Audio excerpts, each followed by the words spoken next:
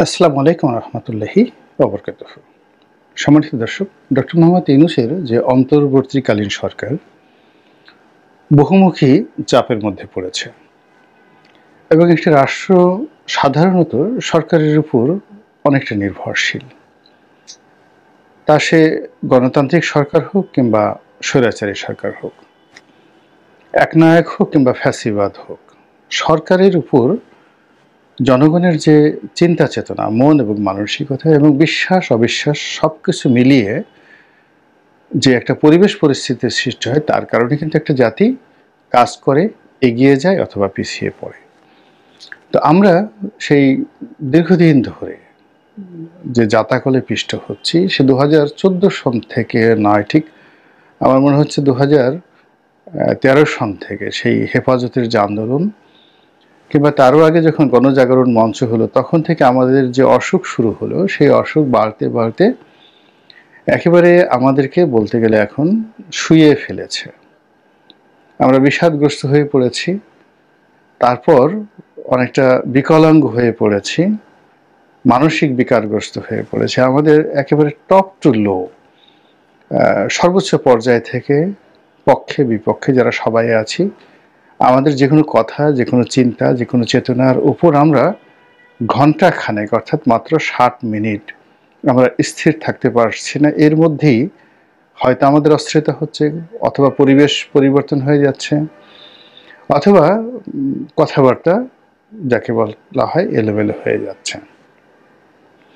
তো এই জিনিসগুলো হয় প্রথমত হতাশা থেকে, দ্বিতীয়ত ভয় থেকে, তৃতীয়ত লোভ থেকে, আরও অনেক কিছু থেকে। তো শেখ হাসিনার জমানাতে আমাদের ভয় ছিল, প্রচণ্ড ভয় ছিল, হত্যার ভয় ছিল, গুমের ভয় ছিল, ছাত্রলীগের ভয় ছিল, আরও অনেক কিছু। তো সেই ভয় প্রকৃতির অপার নিয়মে আমরা কাটিয়ে একটা বিরাট গণ অভ্যুত্থানের মাধ্যমে শেখ হাসিনার পরাজয়, তার দেশ ত্যাগ এবং তার যারা ঘনিষ্ঠজন, অনেকে গ্রেপ্তার হয়েছেন, অনেকে পালিয়ে গিয়েছেন, এখন আওয়ামী লীগ মুক্ত একটি বাংলাদেশ। তো সেই বাংলাদেশে আমাদের যে সুখ ছিল, স্বপ্ন ছিল, সেই সুখ স্বপ্ন ক্রমশ অসুখে পরিণত হয়েছে। আমরা যাদেরকে ক্ষমতায় বসিয়েছি তারা নিজেরাও কিন্তু সুখী হচ্ছেন না। এর কারণ হলো যে বিগত সরকারের আমল বলেন কিংবা বর্তমান আমল বলেন, সব মিলিয়ে আমাদের অর্থনীতি, রাজনীতি, সমাজ ব্যবস্থায় এতটা বিশৃঙ্খলা তৈরি হয়েছে যে রাতারাতি এখন ডক্টর মোহাম্মদ ইউনূস তো দূরের কথা, প্র্যাকটিক্যালি যদি বলি যে এখানে অন্য কোনো ফেরেশতাও যদি বসিয়ে দেওয়া হয়, তিনিও সব কিছু এলোমেলো করে ফেলবেন। অথবা শেখ হাসিনাকে যদি আবার আনা হয়, কিংবা কালকে যদি তারেক রহমান সাহেবকে বসিয়ে দেওয়া হয়, বেগম খালেদা জিয়াকে বসিয়ে দেওয়া হয়, আমার কাছে মনে হচ্ছে না যে বর্তমান যে অবস্থা, সেই অবস্থার চাইতে ভালো কিছু হবে। এই কারণে সময়টা বাংলাদেশের জন্য ভালো যাচ্ছে না। এখন কেন ভালো যাচ্ছে না, কী কারণে যাচ্ছে না, সেটি নিয়ে বহু আলোচনা করা যেতে পারে। এবং সেই আলোচনার ব্যাপারে যদি আপনি আধ্যাত্মিকতায় যান, ধর্ম বিশ্বাসে যান, তাহলে প্রথমত হলো যে একটা মানুষের বা একটা জাতিগোষ্ঠীর বা একটা পরিবারের ভাগ্য নির্ধারণ হয় তার চিন্তা এবং চেতনার কারণে। তো আমরা জাতিগতভাবে যে ধরনের চিন্তা করি, কি চিন্তা করি? কম পরিশ্রম, বেশি লাভ। পরিশ্রম না করে বড় বড় পদপদবি পাওয়া, অন্যের যে সকল আকর্ষণীয় জিনিস আছে, যেমন সেটা টাকা হোক, ধন সম্পত্তি হোক, স্ত্রী হোক, কন্যা হোক, সুন্দরী নারী হোক, জায়গা হোক, গাড়ি হোক, বাড়ি হোক, এই জিনিসগুলো আমরা খুব সহজে ছিনিয়ে নেওয়ার কিংবা অলৌকিকভাবে পাওয়ার স্বপ্নে আমরা বিভোর হই। কিন্তু আমরা নিজেরা কোনো একটি কর্ম করে সফলতা অর্জন করে তারপরে সেই সফলতার ফল ভোগ করব, এই ধরনের সোজা সাপটা সহজ সরল যে চিন্তা, যেটি ইহদিনাস সিরাতুল মুস্তাকিম বলা হয়, আল্লাহর কাছে আমরা প্রার্থনা করি যে হে আল্লাহ, আমাদেরকে একটি সহজ এবং সরল পথ দান করো। তো এরকম সহজ সরল পথ হলো গাণিতিক, জ্যামিতিক এবং বৈজ্ঞানিক। কাজ করবেন, ফল পাবেন।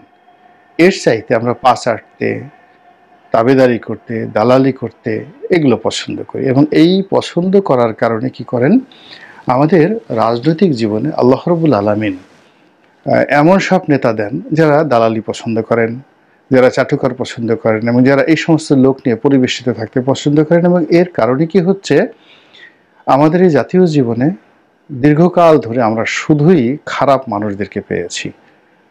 এবং আমরা যদি ভালো হতাম, আমাদের এই জাতীয় জীবনে বহু ভালো মানুষ এসেছে, কিন্তু আমরা ভালো মানুষদেরকে রাখতে পারিনি।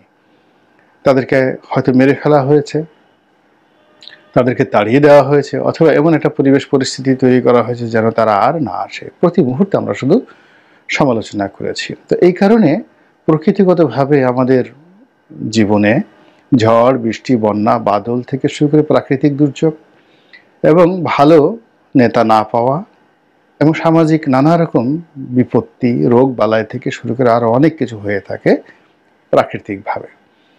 আর সামাজিকভাবে যে জিনিসগুলো হয় সেটিও আমাদের জন্য আসলে হাসি মুখে থাকা, সুখে শান্তিতে থাকার জন্য যাকে বলা হয় উপযুক্ত নয়। আর কখনো কখনো বিশ্বের যে পরিস্থিতি, সেই পরিস্থিতি প্রায় আমাদের প্রতিকূলে চলে যায়। যেমন এই মুহূর্তে ডক্টর মোহাম্মদ ইউনূস সরকার ক্ষমতায় এসেছেন, কিন্তু তিনি, আশ্চর্যের ব্যাপার হলো, তাকে ব্যাটারি চালক যারা আছেন রিক্সা, তাদের হুমকি মোকাবেলা করে তাকে ক্ষমতায় থাকতে হচ্ছে।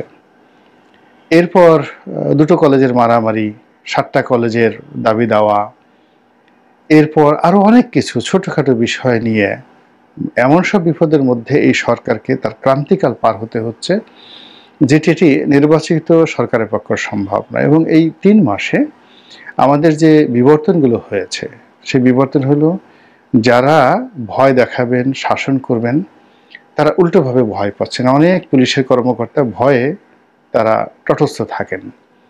অনেক পুলিশের সদস্য ভয়ে তারা মুভমেন্ট করেন না, আকাশের দিকে তাকিয়ে থাকেন। আমাদের আশ্রয়স্থল সেনাবাহিনী, এবং আমরা সবচেয়ে বড় যে মেডিসিন আমাদের শাসন ক্ষমতা, সেটা হলো সেনা শাসন।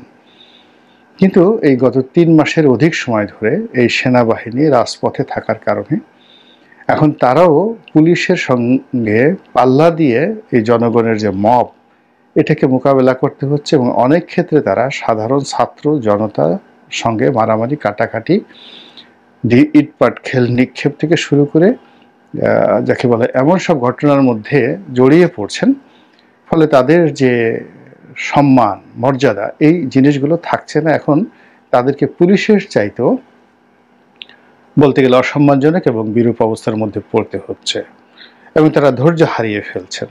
একদিকে তাদের হাতে অস্ত্র রয়েছে, যেটা দিয়ে অবাধে গুলি করার ক্ষমতা রয়েছে, কিন্তু তারা সেই অস্ত্র প্রয়োগ করতে পারছেন না। এর কারণ হলো, এখন এই কয়েকদিন আগে যে গণ অভ্যুত্থান হয়েছে, যদি বড় কোনো দুর্ঘটনা ঘটে, মুহূর্তের মধ্যে পুরো সেনাবাহিনীর বিরুদ্ধে জনমত চলে যাবে।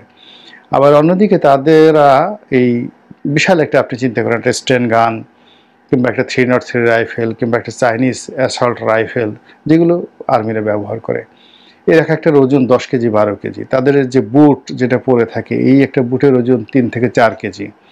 শরীরের যে পোশাক, বেল্ট থেকে শুরু করে অন্যান্য যে সকল সামরিক সরঞ্জাম আদি রয়েছে, তাকে গড়ে 20 থেকে 25 কেজি ওজনের যে ভার বহন করতে হয়, এই ভার নিয়ে আবার যদি একটা বড় একটা লাঠি নিয়ে তাদেরকে খালি হাতে যারা মব করছেন, সংগ্রাম করছেন, তাদের পেছনে দৌড়াতে হয়, তাদেরকে মারতে হয়। It's a dangerous thing. এটা সেনাবাহিনীর পক্ষে সম্ভব নয়। তাদেরকে তৈরি করা হয়েছে শুধু গুলি করার জন্য। তো এনিওয়ে, এই জিনিসগুলো করে তারাও খুব বিপদ এবং বিপত্তির মধ্যে আছে। ফলে প্রতিদিনই নিত্য নতুন যে অভ্যন্তরীণ সমস্যা, যেটা গতকাল ছিল না কিন্তু আজকাল হয়েছে। গতকাল পুরো ঢাকা শহর বলতে গেলে অচল ছিল, এই কারণে যে ঢাকা কলেজ যেমন সিটি কলেজ মারামারি করেছে, তার আগের তারপরে গেল সেটা সন্ধ্যা পর্যন্ত সেটা নিষ্পত্তি হলো। সন্ধ্যার পরে জাহাঙ্গীরনগর ইউনিভার্সিটির মধ্যে সেই বিশাল বিপ্লব। এর কারণ হলো ব্যাটারি চালিত একটি রিক্সা একজন ছাত্রীকে মেরে ফেলেছে চাপা দিয়ে। এরপরে হাইকোর্ট থেকে একটা নির্দেশ জারি হয়েছে এই ব্যাটারি চালিত রিক্সা বন্ধ করার জন্য। এই জন্য গতকাল থেকে আজ অবধি মিরপুর, মহাখালী, খিলগাঁও থেকে শুরু করে ঢাকার গুরুত্বপূর্ণ এলাকার সমস্ত সড়ক, মহাসড়ক বন্ধ অবস্থায় আছে, কোনো কাজকর্ম নেই। তো এই সকল তাপ চাপ সরকারের উপর পড়ছে। তার সঙ্গে আবার এই শেখ হাসিনা আজ কালকে ঢুকে পড়বেন, পরশুদিন ঢুকে পড়বেন, তারপরে এখানে ওটা করো, ওখানে ওইটা করো, বিভিন্ন রকম টেলিফোনে হুমকি ধামকি।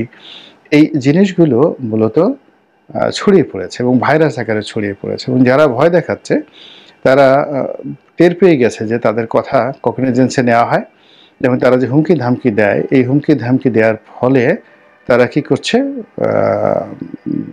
প্রতিপক্ষ তাদেরকে ভয় পাচ্ছে। এই জন্য তারা আরও বলিষ্ঠ, আরও কৌশলে এবং আরও ইনভেস্ট করেই তাদের যে কর্মগুলো, এই কর্মগুলো তারা ছড়িয়ে দিচ্ছে। তারপরে যেটা হচ্ছে, বাংলাদেশের সাবেক প্রধানমন্ত্রী তিনবারের, যাকে বলা হয় তিনটি পরপর 3বার, 2009, 2014, 4বার পরপর চারবার তারা ক্ষমতা, যে সিংহাসন, সেই ক্ষমতার সিংহাসনে তারা বসেছেন এবং সুদীর্ঘকালে জাতিকে তারা শাসন করেছেন। ফলে তাদের সম্পর্কে অন্য সাধারণ মানুষের যে ভয় এবং আতঙ্ক এখনও কিন্তু কাটেনি, ট্রমা যায়নি। ফলে শেখ হাসিনা আসছে, আওয়ামী লীগ ক্ষমতায় ফিরে পাবে, এটা একদম ডাহা মিথ্যা কথা যদিও হয়, অসম্ভব হয়, অবাস্তব হয়, কিন্তু যারা শেখ হাসিনার দ্বারা ক্ষতিগ্রস্ত হয়েছেন তাদের মনে কিন্তু আতঙ্ক তৈরি হয়। এর সঙ্গে আবার অতি সম্প্রতি শুরু হয়েছে মিস্টার নরেন্দ্র মোদীর চাপ।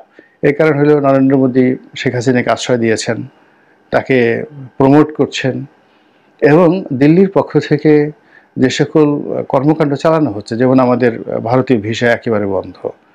2 নম্বর হলো যে বাংলাদেশের সঙ্গে ভারতের যে কূটনৈতিক সম্পর্ক খুব সীমিত পরিসরে চালানো হচ্ছে, এবং সরকারের ঊর্ধ্বতন যারা কর্মকর্তা রয়েছেন এখনো পর্যন্ত, মানে ভারত সরকার ঊর্ধ্বতন কর্মকর্তা এখনো পর্যন্ত বাংলাদেশের ব্যাপারে কোনো ইতিবাচক সহযোগিতার হাত বাড়াননি।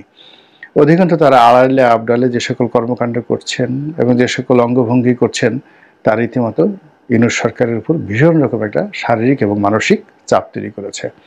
প্রথম দিকে ডক্টর ইউনূস সরকার বিপ্লবীদের মতো কথা বলেছেন, পরবর্তীতে তিনি কূটনীতির ভাষায় কথা বলেছেন, ভারতের সঙ্গে বন্ধুত্ব করার জন্য উন্মুখ হয়ে তিনি বসে আছেন, এবং বিভিন্ন মাধ্যমে ভারতের প্রধানমন্ত্রীর সঙ্গে কথা বলা বা বৈঠক করার জন্য চেষ্টা চালাচ্ছেন, কিন্তু ফলাফল শূন্য।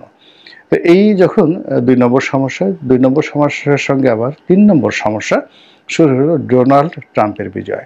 ডোনাল্ড ট্রাম্পের সঙ্গে ডক্টর মোহাম্মদ ইউনূসের ব্যক্তিগত সম্পর্ক ভালো নয়, রাজনৈতিক সম্পর্ক ভালো থাকার একেবারেই অসম্ভব। এর কারণ হলো তার যে ক্যারিয়ার, সেই বাংলাদেশে তার গ্রামীণ ব্যাংক এবং আমেরিকাতেও তার অনেকগুলো 20টির মতো শহরে তার গ্রামীণ ব্যাংকের কার্যক্রম রয়েছে, এবং এই টোটাল কাজটি তিনি রয়েছেন বিল ক্লিন্টন পরিবারের সঙ্গে, ডেমোক্র্যাটদের সঙ্গে। তো যারা, যাকে বলা হয় রিপাবলিকান এবং ডোনাল্ড ট্রাম্পের অনুসারী, তারা ডক্টর মোহাম্মদ ইউনূসকে প্রথমত পছন্দ করেন না। দ্বিতীয়ত, ডোনাল্ড ট্রাম্পের যে প্রশাসন একেবারে নিশ্চিতভাবেই আমেরিকাতে যে ব্যবসা বাণিজ্য রয়েছে ডক্টর মোহাম্মদ ইউনূসের, সেইগুলোর ফাইল ধরে টান দেবেন। ফলে ডক্টর মোহাম্মদ ইউনূস এখন যে উপদেষ্টা রূপে রয়েছেন, প্রধান উপদেষ্টা রূপে রয়েছেন বাংলাদেশে, তিনি এই মুহূর্তে যে অবস্থায় থাকেন না কেন, কিন্তু আমেরিকাতে তার যে এস্টাবলিশমেন্ট, সেই এস্টাবলিশমেন্টের উপর যদি ডোনাল্ড ট্রাম্পের প্রশাসনের বদনজর পড়ে, তাহলে তার সব কিছু তছনছ হয়ে যাবে। ইতিমধ্যে তার যারা বিরোধী পক্ষ, তারা বিভিন্ন রকম নেটে তার মেয়ে যে মনিকা ইউনুস, তার একটা ভিডিও, তিনি মদ্যপ অবস্থায় গাড়ি চালাচ্ছিলেন এবং তিনি ওই দিন ফ্রাস্ট্রেটেড ছিলেন, এবং তার ব্যক্তিগত জীবনে কিছু ঘটনা, তার বন্ধু তিনি কিভাবে চলেন, তিনি কার সঙ্গে তার যে দাম্পত্য সম্পর্ক, এই বিষয়গুলো নিয়ে খুবই বিব্রতকর কতগুলো ভিডিও সামাজিক মাধ্যমে কে বা কারা ছাড়িয়ে দিয়েছে। তো এই বিষয়গুলোর সঙ্গে সঙ্গে আবার কি হলো, সেই ইতিমধ্যে মিস্টার ডোনাল্ড ট্রাম্প তার সরকারে যাদেরকে নিয়োগ দিয়েছেন, এরা বেশিরভাগই উগ্র হিন্দুত্ববাদীর ধারক বাহক, এবং বিশেষ করে তার যে সকল গোয়েন্দা বাহিনী রয়েছে আমেরিকার, সেই গোয়েন্দা বাহিনীর প্রধান রূপে তিনি এক ভদ্র মহিলাকে নিয়োগ দিয়েছেন, ভারতীয় বংশোদ্ভূত তুলসী। তো সেই ম্যাডাম তুলসী, তার নাম সম্ভবত তুলসী গ্যাবার্ড।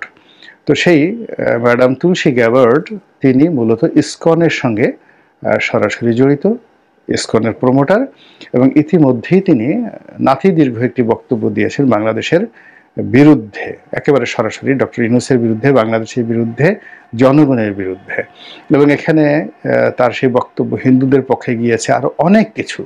তো সব মিলিয়ে এরকম একটা মানুষ যদি সিআইএ এর প্রধান হয়, তিনি এফবিআই এর প্রধান হন, তিনি সিআইডির প্রধান হন, পুলিশের গোয়েন্দা দপ্তর স্পেশাল ব্রাঞ্চের প্রধান হন এবং সেই অবস্থায় থেকে যদি ডক্টর মোহাম্মদ ইউনূসের সরকারের উপর চাপ প্রয়োগ করেন, সেই বহুমুখী চাপে সরকারের দিশাহারা হওয়া ছাড়া কোনো উপায় থাকবে না। এবং সরকারের মধ্যে যখন এরকম ভয়, আতঙ্ক বা এরকম দিশাহারা পরিবেশ পরিস্থিতি বিরাজ করে, তখন মহাখালীতে একজন ব্যাটারি চালক যদি একটা ধমক দেন, কিংবা একজন ব্যাটারি রিকশার যে চালক একটা হুমকি দেন বা একটা টায়ার পাংচার হয়, এটি কিন্তু অনেক বড় বড় মানুষের অন্তরাত্মাও কিন্তু কেঁপে যায়।